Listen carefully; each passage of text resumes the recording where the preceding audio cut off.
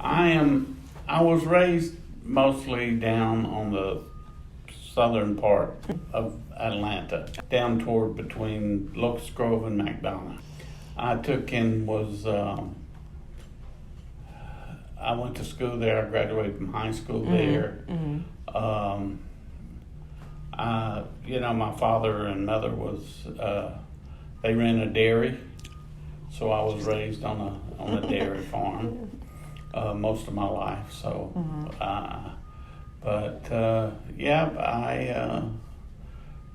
from there, I met my wife at church there, but that was later years. So, it was Greer, Greer, dairy farm. Dairy farm. Okay. Yeah, it was over 300 cows. Oh. Okay. I would say it's a pretty good sized dairy farm. That's It was a big dairy farm. Oh, integration to schools. I hate to say it, my father was a very prejudiced man. I played football, and there was a young man that came to our school. There was a black girl and a black girl, boy, that came. Was only two that came to our grammar school. And he wanted to play football. And our coach told us, get him off the team. And he literally punished the guy so bad. I hated to see it. Even people I went to church with, when they found out schools were being integrated, took them out of schools. Wow. And so I went to an all-white high school, but we integrated with a black high school. So in the middle of the year, when I was a senior in high school, I drove to school every day. Okay. And there was a guy, he played on the football team, and he lived in a very low income house, but he had to ride the bus every day. And I went to him one day and I said, his name was Wheelwright, I'll never forget it. And I told him, I said, listen, I have to come by your house every day to go to school. Why don't I stop and pick you up? Instead of you riding the bus your senior year to high school, let me take you to school. He said, okay. Well, we became very, very good friends. Wow, that's very good friends. And so after that, I mean, I never had a problem with it, but just my parents. And I have relatives that were big in the KKK. So it's been a big transition. So I think that's some of the big things that I've seen, that I went through. And I'm just so glad that I guess God just planted a special heart in me. It doesn't matter. So awesome. the race, the color of the skin has nothing to do with it. I was in the Air Force. I was stationed at Offutt Air Force after I got out of basic training. I went to Offutt Air Force Base, which was at that time Strategic Air Command headquarters. Okay.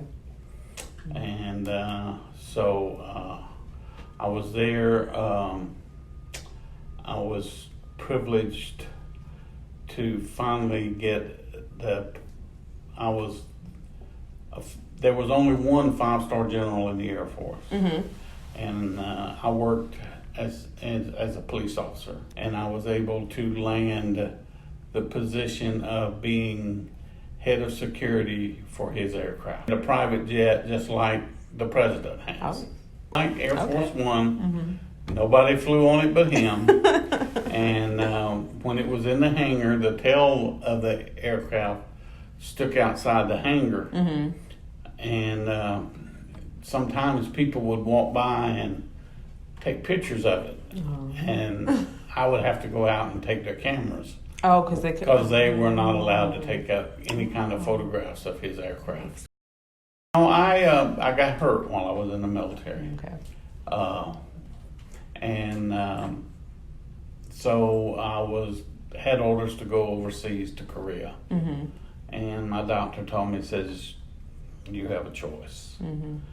He says, I have canceled the orders twice. I cannot cancel them again. But he says, this is what I would like for you to do, is talk to your family, talk to your lawyers, attorneys, friends, and get some help with making this decision.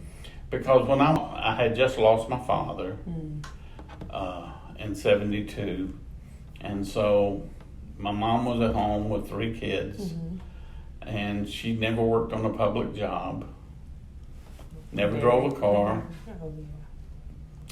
So she said, when I talked to her, she says, well, if you're leaning to get out, don't, because your dad would not have wanted you to.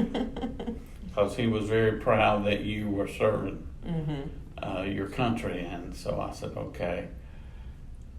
But I guess when it all come down to it, I just, I decided, I thought the best thing to do was to get out. So I got out on a full medical with honorable conditions. Okay. And so, it had to be when it was the choice of in the military. Okay. Of whether I should stay or get out. Not. Okay. And that was probably the first biggest decision I ever made in my life. And it was pretty much my decision. It wasn't, nobody could make it for me. I talked to a lot of people. I even talked to people that I was in the military with. And I talked to them, and even they encouraged me, get out. I want to stay in because I really wanted to stay in for 20 years. That was my goal, was to stay for 20 years and then retire. Yeah, so. And so that was probably my first major thing to overcome. Okay. Me and my wife, we're working on 44 years, 45 years. Great. And it's not the first time I've been asked that question. But I think it always has got to be open communication. You've got to have open communication. Sometimes it may not always work, but always got to talk to one another. And kind of our rule of thumb is we never would go to bed unless things were solved. Right. We could not go to bed if we were mad.